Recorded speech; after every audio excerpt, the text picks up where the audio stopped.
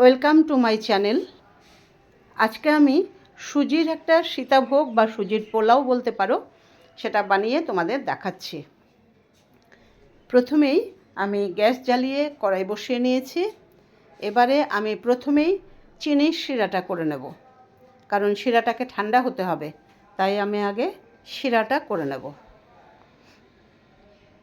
আমি 1 বাটি চিনি দিচ্ছি, 200 গ্রামের মতো চিনি। 1 বাটি চিনির সঙ্গে 2 বাটি জল দিতে হবে। এই শিরাটা কিন্তু একদম পাতলা করে করব, এটা কিন্তু একদম আঠা বা ঘন সেরকম হবে না। দেখো, আমি 1 বাটি চিনি দিলাম, তার সঙ্গে 2 বাটি জল দেব, দিয়ে চিনিটা গোলা পর্যন্ত যেরকম হয় শিরাটা ঠিক সেরকমই হবে। এবারে আমি চিনিটাকে একদম গলা পর্যন্ত অপেক্ষা করব। চিনিটা গলে যাবে, শিরাটা রেডি হয়ে যাবে। এটা কিন্তু ছানার সীতাভোগ থেকে কম নয়, এটা কিন্তু প্রচণ্ড ভালো। এটা খেলে বোঝা যাবে না এটা সুজির না ছানার। 3টে এলাচ দিয়ে দিলাম। আমি এটার মধ্যে স্যাফরন দেব না। দেখো, আমার কিন্তু চিনিটা গলে গেছে, আমার কিন্তু শিরাটা রেডি। আমি এবারে শিরাটা বাটিতে ঢেলে রাখবো। রেখে আমি এবারে সুজিটা তৈরি করব, সুজির মণ্ডটা তৈরি করব। একটুখানি ঘি দিয়ে দেব, 1 চামচ মতো ঘি দেব, বেশি দেব না। 1 চামচ মতো ঘি দিয়ে দিলাম। এবারে প্রথমেই কাজুগুলো ভেজে নেব। কাজুগুলো হালকা লাল হওয়ার পরে আমি কিশমিশ দেব। এটা বানানোটাও সেরকম কঠিন নয়, একদম ইজি, খুব তাড়াতাড়ি হয়েও যায়। শুধু একটা পার্ট একটুখানি মানে মন দিয়ে করতে হবে, আমি বলছি তোমাদের। হালকা করে কাজুগুলো ভেজে আমি তারপর এর মধ্যে কিশমিশটা দিয়ে দেব। 1 মুঠ কিশমিশ দিয়ে দেব এর মধ্যে, তারপর একসঙ্গে ভেজে তুলে নেব।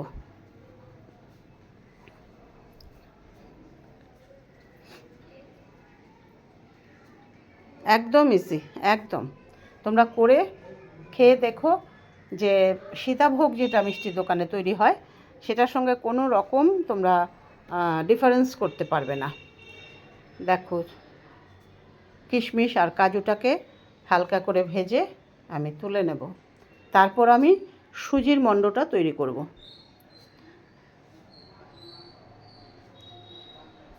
মিডিয়াম আঁচে করবে, না হলে কিন্তু কিশমিশটা পুড়ে পুড়ে যাবে।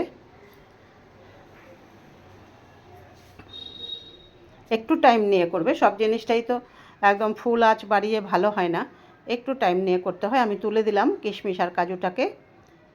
এবারে আমি এই ঘিটার মধ্যেই আমি 1 বাটি দিয়ে দিলাম সুজি। দেখো, সুজিটাকে কিন্তু ভাজার প্রয়োজন নেই, আমি 2 বাটি দুধ দিয়ে দিলাম। এবারে আমি এটা শুকিয়ে নেব। একদম বেশি শুকালে কিন্তু আবার এগুলো একটু শক্ত হয়ে যাবে। সীতাভোগের যে এটা সুজির যেটা দিয়ে সীতাভোগ তৈরি হবে সেটা কিন্তু শক্ত হয়ে যাবে, বা তোমরা কিন্তু এটা ওই করতে পারবে না, গ্রেটারে দিয়ে এটা বের করতে পারবে না। দেখো, এরকম পর্যায়ে আমি নামিয়ে দিলাম। একটু নরম নরম রয়েছে। এবারে একটু গরম থাকতে আমি এর মধ্যে এই 1 চামচের মতো আমি একটু ময়দা মিশিয়ে নিলাম। মিশিয়ে একদম ভালো করে এটাকে এবারে মেখে নিতে হবে, একদম সুন্দর করে পালিশ করে মেখে নিতে হবে। আর হালকা একটু গরম থাকতে থাকতে কিন্তু এটা করে নিতে হবে। দেখো, আমি এটা থেকে 5টা, ওই 1 বাটি সুজি থেকে 5টা গোলা তৈরি করলাম। এবারে আমি ওই যে চিনি শিরাটা ছিল হালকা গরম আছে, ওটার মধ্যে আমি কাজু আর কিশমিশটাকে দিয়ে দিলাম। এবার এদিকে কড়াই বসাবো, বসিয়ে সাদা তেল বেশ খানিকটা দিয়ে দেব, কারণ এটা ছাকা তেলে ভাজা হতে হবে, না হলে মানে গায়ে গায়ে লেগে যাবে, আঠা আঠা হয়ে যাবে, ভাজা যাবে না। বেশ খানিকটা সাদা তেল দিয়ে দেব কড়াইয়ের মধ্যে।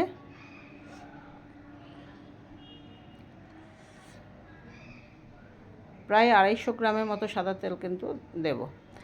আর ওখানে আমি ওই চিনি শিরাটার মধ্যে 1 চামচ লেবুর রস মিশিয়ে দিলাম, যেন চিনি শিরাটা একদম মানে জমে না যায়, জমাট হয়ে না যায়। এবারে আমার কড়াইটা বসিয়ে দিয়েছি। এবারে আমার ওই সীতাভোগগুলো ভাজার পর্ব। বেশ খানিকটা, দেখো 250 গ্রামের থেকেও বেশি তেল দিয়ে দিলাম। তেলটা গরম হওয়া পর্যন্ত একটু অপেক্ষা করব। খুব বেশি দেরি লাগবে না, কেননা কড়াইটা তো গরম হয়েই ছিল, খুব গরম হয়েছিল। এবার দেখো, এবার একটা গ্রেটার নিয়েছি। এবার দেখো সুজির যে গোলাগুলো করে রেখেছিলাম সেগুলোকে ওই গ্রেটারের মধ্যে,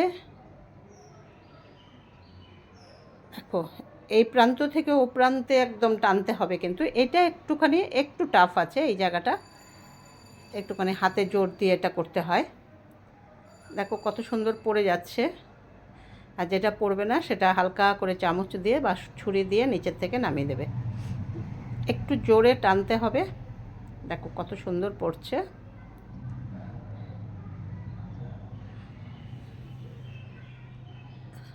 এবারে এটাকে আমি চামচ দিয়ে একটুখানি নামিয়ে দেব, এক একটা মণ্ড করে করে দেব। একদম জোরে এ প্রান্ত থেকে ও প্রান্ত টানতে হবে। তেলটা যদি তোমরা আরও বেশি দাও, দেখো আমি নামিয়ে দিলাম চামচ দিয়ে। তেলটা যদি আরও বেশি দাও তাহলে কিন্তু ওই দুটো করে একসঙ্গেই করতে পারবে, কিন্তু সেটা মানে গায়ে গায়ে লেগে যাওয়ার একটা চান্স থাকে। হালকা করে ভেজে নেব, কারণ সীতাভোগ কিন্তু খুব একটা লাল হয় না। হালকা করে ভেজে নেব। এগুলো হালকা করে ভাজলেও কিন্তু খুব সুন্দর একদম মচমচে হয়ে যাবে। দেখো আমি তুলে নিচ্ছি, এরকম অবস্থায় নামিয়ে দিচ্ছি। একদম হালকা একটা রং এসেছে। তুলে নেব। সব তো তুলে নেওয়া সম্ভব হবে না, শেষে সব ভাজার পরে তুলে নেব। পরপর আমি সব কটাকে ভেজে নিয়ে আসছি। এই জায়গাটা একটু টাইম লাগে। দেখো আমার সব সীতাভোগটা তৈরি হয়ে গেছে একদম। দেখো কি সুন্দর। এবারে এগুলোকে আমি ওই চিনির শিরায় দিয়ে দিচ্ছি। এটা চিনির শিরাতে 1 ঘন্টা মতো থাকবে। শিরাটা প্রায় শুকিয়ে যাবে এটার মধ্যে। তোমরা একটুখানি জলটা বা চিনিটা একটু পরিমাপ মতো একটু দেবে। 1 বাটি যদি চিনি দাও, 2 বাটি জল দেবে। সুজিটা কতটা নিয়েছো তার উপরে কিন্তু নির্ভর করবে। আমি সুজিটা নিয়েছি 1 বাটি বলে আমার 1 বাটি চিনি নিয়েছি আর 2 বাটি জল দিয়েছি। আর সুজির মধ্যে 1 বাটি সুজি দিয়েছি, দু বাটি আমি দুধ দিয়েছি। দেখো 1 ঘন্টা পরে আসলাম, একটু রস রয়েছে অল্প একটু, সেটা ছাঁকনিতে ছেঁকে নেব। তোমরা বড় ছাঁকনিতেও নিয়ে নিতে পারো, রসটা পড়ে যাবে। খুব বেশিক্ষণ না, 5-10 মিনিট থাকলেই এটা একদম সুন্দর হয়ে যাবে। প্রচণ্ড টেস্টি। একবার করে খেয়ে আমাকে জানিও। আর ভিডিওটা ভালো লেগে থাকলে সাবস্ক্রাইব করে দিও আমার ইউটিউব চ্যানেল পাহাড় কন্যা। দেখো রসটা পড়ে গেছে, কমপ্লিট হয়ে গেছে আমার সুজির সীতাভোগ বা সুজির পোলাও। কত সুন্দর হয়েছে দেখতে, দেখো এটা ভীষণ সুন্দর। এটা কিন্তু রাঙা আলু দিয়েও করা যায়। আমি পরবর্তী সময় একটা ভিডিও নিয়ে আসবো রাঙা আলু দিয়ে এটা করে। আর ছানার তো আছে, মিষ্টি দোকানে তো ছানার সীতাভোগই হয়, কিন্তু এটা কোনো, আবারও বলছি, ডিফারেন্ট কিছু বুঝতে পারবে না যে এটা সুজির না ছানার।